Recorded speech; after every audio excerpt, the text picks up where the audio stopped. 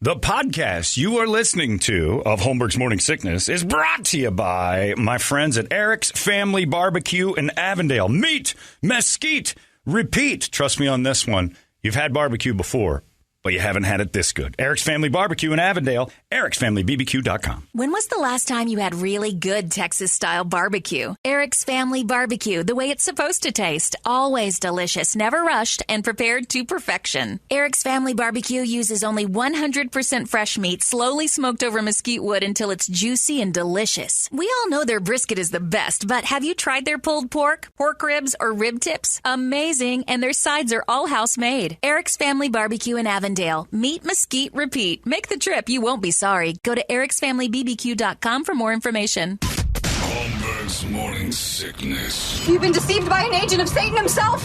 He's evil. Sitting right here. Come on. No, he's not. He's not evil. He's just a bit rude. 98 UPD. Off and running for us on this Tuesday morning. I have to tell you this. We're starting a new thing on Thursday morning, which is great, called the 12 Days of Strays. Now, you know I've done the pick of the litter for Lost Our Home Pet Rescue. I have no affiliation or loyalty, I guess would be the word, to just one place that wants to help save animals. I'm all in on all of it. So the Humane Society, who I've done a ton of stuff with Bretta and the folks up there, crew over there, they're just the best. So I was out there with Bretta and Randall and Larry and Amy and Dom, and I went up to the Humane Society yesterday, and we're starting our 12 Days of Strays, where they're going to feature animals that have been in the facility for a little while longer than normal. Some just full of energy, and people are like, I can't do it. There was one named Knight yesterday that I had a great time with him. We were running the agility course, and we're playing around and goofing, and then I got him all fired up. He got the zoomies, which I absolutely love dog zoomies. Dog zoomies are the best. I wish I had that kind of joy in my life anytime. I don't think I've ever had zoomy energy from happiness as a human being. I would love to one day experience what a dog feels when he hits the zoomies, because I don't think there's a euphoria we feel as people that dogs feel when zoomies hit him. But he hit zoomies, and then being a 1-year-old dog, he's flying around, and I'm like, look at him go. And he comes up and just tries to take a chunk out of my face. He's like, he wanted to keep playing, but his head hit mine, and I had glasses on, thank God, or I think he would have caught me in the eye. But he wasn't biting. He was just playing, but he just got out of control. But it was a blast. We had a great time. There's so many animals available. I also do the Lost Our Home Pet Rescue. I do that on Thursday. So we're doing all that stuff. But I tell that story to say that when you go out to the facility out there at Dobbins and like 15th Avenue between 19th and 15th, it's a beautiful place. The Humane Society, Arizona Humane Society, is an awesome thing. They're doing great work. The kennels are incredible. These dogs that need homes are treated beautifully in the time that they're there. They need to be taken out. I want them all clear. I don't like saying for the holidays get a dog. That's never a good idea, because you want to make sure you're doing it for the right reasons. But there are some dogs that need homes, and there's a lot of people who would love a new best friend. The pandemic taught us that our animals help us through a lot. So I did a lot of that. On my drive over, though, you go through some, let's say, less than favorable areas of the valley, right?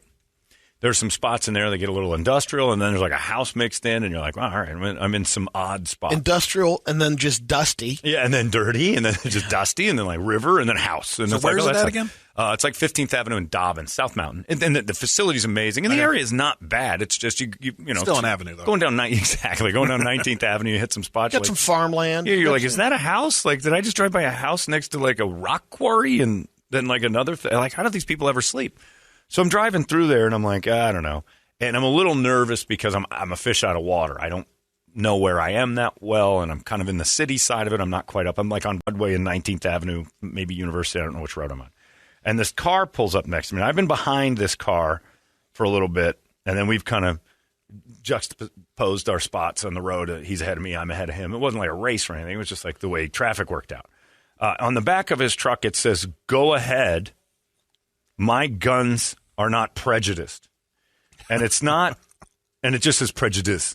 It's stuff he did. Like, he went and bought stickies. Oh, that's on the tailgate. And made it on the tailgate of his truck, right? So I took a photo. That's beyond bumper sticker. It's not a bumper sticker. It is his entire tailgate that lets you know I'm willing to kill you.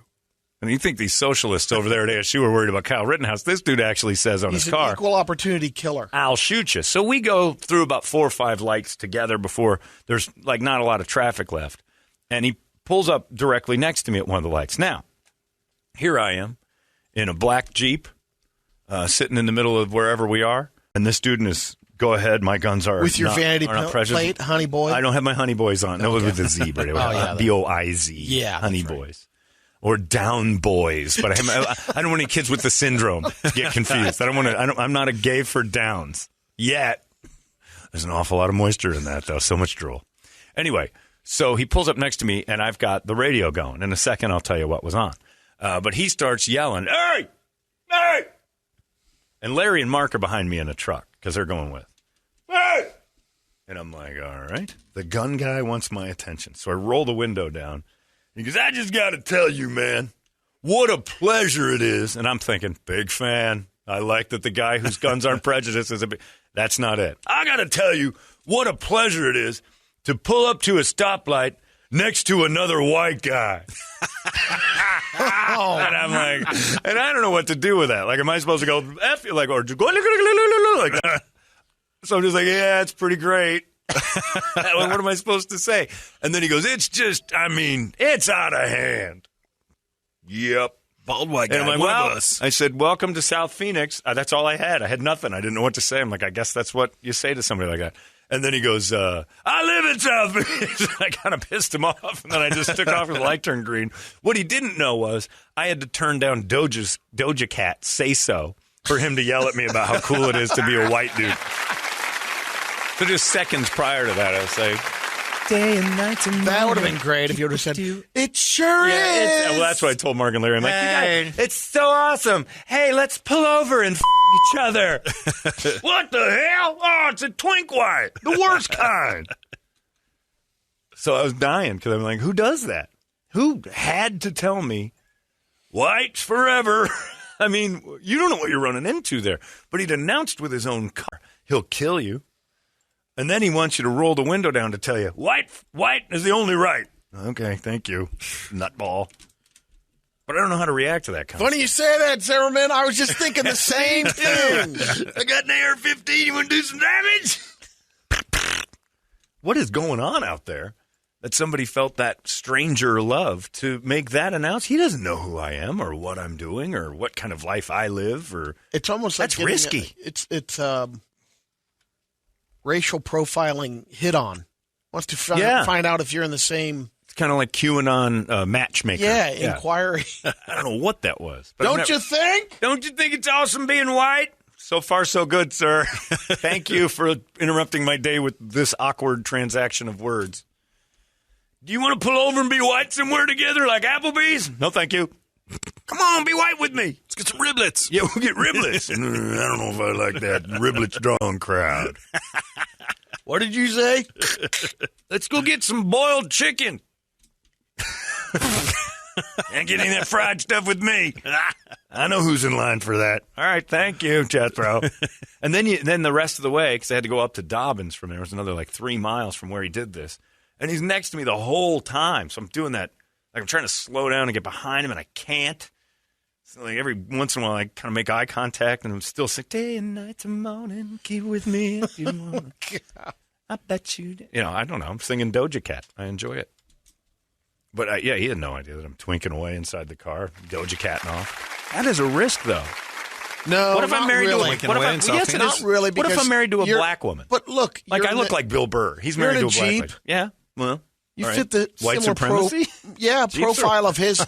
The bald white guy. Yeah, bald white guy in a Jeep. That is a white supremacist? That's a pretty good I'm recipe. Yes. I'm Brady on this one. All right. I think if you're not all people in Jeeps are white supremacists, No. but all bald guys in Jeeps are assumed so. Yes, I can agree. It's more me than it is the car. I see what you're saying. Which one were you driving? The black one. Well, that was one issue that he had with it, I'm sure. Well, he's driving that white Jeep. Don't you have a white Jeep? Hate the color, like the car. The dude's day was going so poorly at each stoplight, he'd look over and go, another brown. Oh, no, God damn it. I can't believe it. Unbelievable. He doesn't even have to interact with the people at the stoplights. He's just upset they exist. And I forget that mentality is real. That's a thing. Like, it doesn't register. Like, everybody says, oh, Holmberg's a bigot. I am a bigot. I'm a bigot towards that. I'm just judgmental towards everybody. I don't care what your race is. I probably don't like you based on your merit. I'm like a Martin Luther King's dream guy. I totally judge you by the content of your character. Most of the time, I'm wildly disappointed. I don't care what color you are. You're probably an asshole. That's pretty safe. That's not racist. That's humanist. But this dude pulls up to stoplights and looks around and goes, black, brown, cinnamon. The hell's this world coming to? You're driving around 19th Avenue and University, and you're kind of worried or bothered by the idea that there's some Mexicans in the area? Come on, man. That's why I live in Gilbert, John. Because all the white people at lights? Yeah. That dude should that would be my Christmas present for him. You should move to I mean, I tell you what, hey, get in my car. I'm going to take you someplace, but blindfold him and drive him to Gilbert and go, where the hell are we, heaven? What's going on? Every goddamn stoplight's filled with whites. I don't even need my gun. Or a warning on the tailgate of my vehicle to tell you I will kill you. You're a good man, Brody. Is this Brody's neighborhood? Whoa, what's going on next door? There's just whites. But when I told him, I'm like, well, welcome to South Phoenix. I was kind of being facetious and like, those are fighting words. I mean, brown people all over. You realize that this used to be Mexico. We didn't just clear it. But we could have. No, we didn't, though. I live in South Phoenix. And then I drive away like, he's mad at me. He's got civic pride, but he can't stand all these brown people. Maybe he thought you were higher up in the white supremacy world, like commander or something. And he had to prove his... Oh, maybe he thought it was the shaman from the insurrection. Yeah. I don't know. It was just a weird moment because I did get that moment where I'm like, that's still a thing. That still bothers people. Like I could be a wild racist, right? Like I judge everybody. I look at most of the time, and I think I'm like 90% of everybody that I sit at stoplights and I look over at the person next to me, and my first thought is, look at this asshole. Like I don't like you. Like immediately, I'm like, this guy's bothering me, and I don't know why, but it has nothing to do with your race. This guy, like he can't, like he does, like hey, like he had to say something, and then I started to pay attention to it. So the next light, there's a guy with veteran plates, white. He's next to me at the night. I'm like, there's white people all over the place. Like a lot of white people. Like, you can find white people if you're that uncomfortable. You don't even have to interact with people at a stoplight, but it bothered him so much that the last few lights, he looked around at Mexican Browns, Gutierrez. and then he sees me, he's like, I got to say something. I gotta just unite the white for a second. I need to vent. Yeah. I'm not comfortable with that. It's this guy says, John, I can tell you what it is. It's called white brotherhood. Yeah, but I didn't join that on purpose. It's not my fault. It's the same argument black people have. I can't help being white. It's not a crime either. It's something I'm not ashamed of, but I'm also not like overtly proud of my color. It would have been interesting if you were in a different car. But why? Like it's like. But if you were in a different car, it would have been interesting if he still would have said that. If I was in a lowrider or something, or just.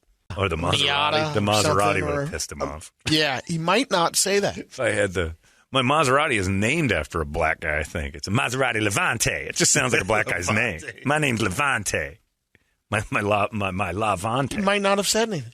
You don't think so? Hey, Cracker! Yeah, thanks. Oh, this rich guy. Just weird. I don't know. He seemed pretty proud of the whole white brotherhood thing, but he was real happy. Like, and to the guy that am I supposed to join the brotherhood because of that? Is that a invite? I'm already in, aren't I? You're already accepted, brother. I pass all the tests. I just don't. I don't like you either. What's the test? White? Yeah. So far, so good. Passed. All right, you passed the visual inspection. Thanks. Now what? Well, I just have to ask you a few questions. You meet someone named Gutierrez. What's your initial thought? I'm like, hello, how are you? No. It's immediately hate them and then give them a leaf blower and get them to work. That's what we're... Okay. I swear to protect this flag and ranch dressing. Right. American fat sauce is all I care about. Boiled chicken. Ain't no fried. American fat sauce. I want to boil it. I want to dip it in ranch. I don't understand. So that's out there. And it's kind of an eye-opener because, I kind of live my life in the idea that everybody's more like me. We all kind of have our judgments, and I think it's hypocritical to say I live in a color-free world. Or I think, like I've always said, race is the leading form of racism. The second you apply race and homogenize it, that this person represents all people of that color, you've automatically become racist, even if it's a good thing. Like in saying anything and mentioning color in a story. That has nothing to do. That's race. It's just anytime we mention color, it's race. But I don't really live in a life where I'm like, I care. Like, I think stereotypes are funny. I always will. You're not taking that away from me. Hilarious. I think they're funny. I think they're funnier for white people than anything else. We're like this guy. Yeah.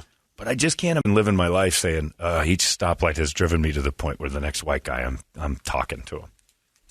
I don't feel that alienated from society, but my finger's off the pulse in that area. It's kind of neat, though. But I do like the idea that the guy who's got a message on the back of his car that even I've done nothing wrong. He's just warning me that his guns do not discriminate. He does, but his guns won't. He will kill you. Thanks for the warning, Chief. He will, and for there is no reason or list of reasons. Call me Chief.